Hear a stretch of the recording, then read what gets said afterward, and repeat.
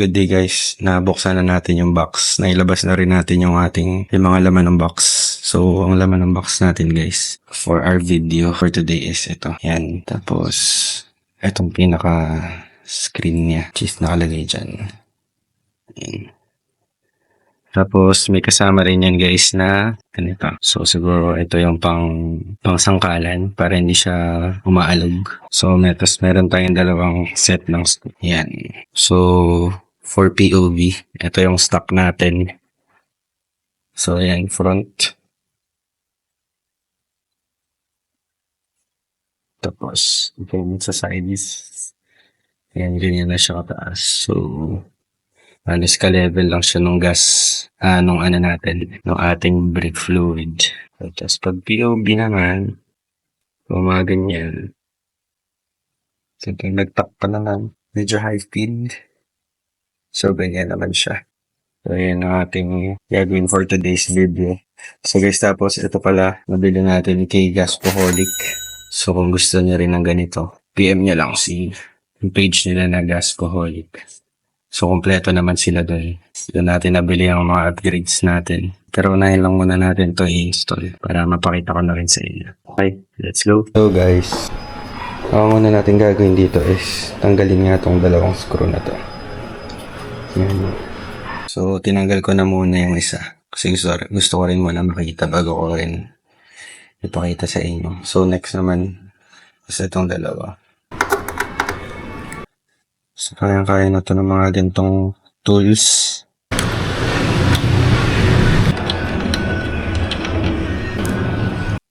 So, ayan. Tanggalin natin pares yung screw. Tanggalin natin siya tanggalin.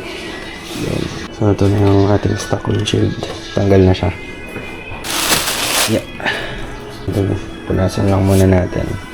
Medyo madumi lang guys. Tapos kabit na lang natin after. Malinis. So, guys, para sa mga first timer na kagaya ko. So guys, ito yung laman ng mga screw. So ito, meron tayong 7 na ganito. 7. Tapos dito sa parang plastic na sinabi ko kanina na parang para walang alog or siguro para ano siya, nakaangat. So ano siya, 4, 8. So siguro itong maliliit is para kung gusto mo pa ng extra height. So pero ito muna try ko, isa lang na ganito. Tapos ito 7 din. So, dapat 7 by 7 lang lahat. So, ito yung ikakabit natin.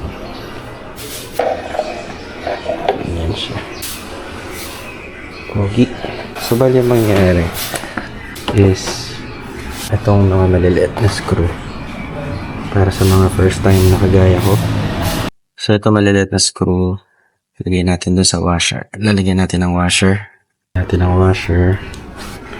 then, lagay natin to here. Siyempre, ito is nandito na sa loob niya. Tapos, isi-secure lang natin siya with this. So, 6 lang yung butas niya. Siguro, extra lang yung isa. Ayan. So, 6 to. So, 6 times mo lang siya gawin. Tapos, ito napanood ko sa ibang videos. Parang dito siya eh. Itong nag-iisa na to. Kita niyo yung butas. Ayan. So, tingnan natin kung saan natin siya magagamit. So, kabit lang muna natin ito guys.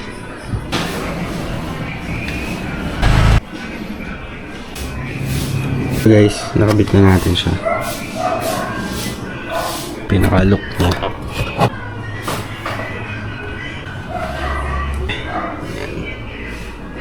So, next step natin guys is ito. Kakabit na lang natin ito dito.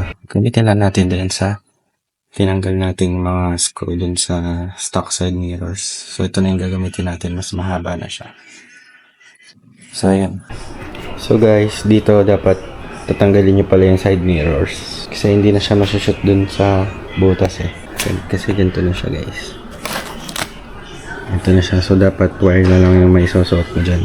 Unlike dun sa stock natin na may space talaga siya. Pwede mo siyang padaanin sa gilid. Ayan. So, para matanggal mo lang yung wires nito para ma-release mo lang. So, angat mo lang to. Iangat mo lang yung side na yan kasi yun yung pinaka-lock. Then, pwede mo na siya mahugot. So, ito naangat ko na.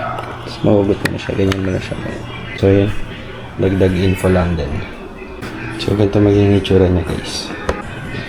So, maging ganyan siya. So guys, medyo nahirapan lang ako ikabit siya kanina. So, hindi ko alam, mag-isa lang ako ngayon. So marami pang kailangan ikabit. So nakita ko yung purpose ng isang maliit na screw is ito. Parang it serves as ano na rin nahawakan, na-hold niya yung mismong windshield para magawa mo yung mga gusto mo. Hindi siya nalalaglag.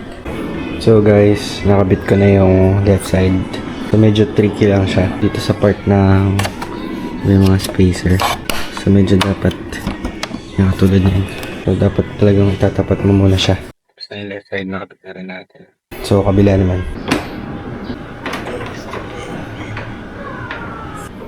So guys, ito nakabit natin yung windshield natin. So tapos nagkaroon ako ng problema dun sa sa stock na side mirrors natin. So kinabit ko muna pansamantala yung ating stealth mirrors. Hindi ko na siya na-video.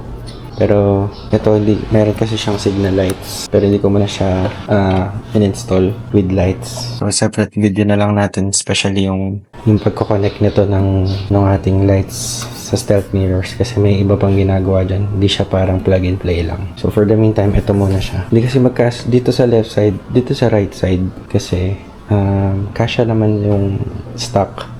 Pero pagdating dito sa left side, parang bumabangga siya. So siguro kasama talaga yun sa package. Na budol package. Pag nagpalit ka ng windshield, kailangan mo na rin ito. Pakita ko na lang sa inyo yung POV. Ito, front view. So pinili ko pala guys is glossy. Meron din sila mga ibang options like matte. Tapos dito rin may options ka rin dito. Pinili ko rin smoke. So ito, side view. Yan, kung kanina mas mataas kasing level naman ito. Ito lang yung ka-level niya. Tapos extra. So point of view naman ng rider. Yan. Tapos sakto naman siya. Ayan. Hindi siya bumabangga. By the way, tinanggal ko nga pala guys yung mga parang rubber. Yung mga ganito.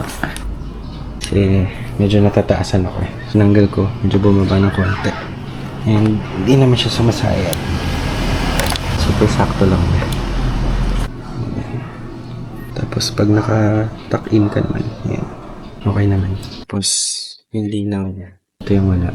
Tapos ito yung meron. So okay pa naman siya. So unexpectedly nakabit natin yung side mirrors. Pag-aaralan ko pa kasi yung pag-installation nito na hindi sinasacrifice yung connector. Yung connector nitong stock natin. Kasi ganito lang yung kasama ng stock ng stealth side mirrors eh. So, pag-aaralan man natin kung paano natin siya ma-install with lights. For the meantime, ganyan muna siya. Final look natin.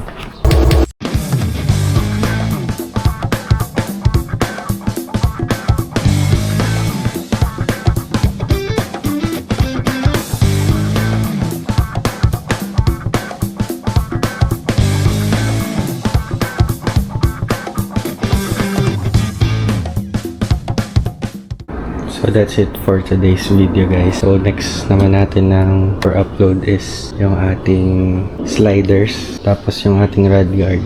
Pagsabay na natin. Tapos also ito. Kasama na natin yung tank pads doon.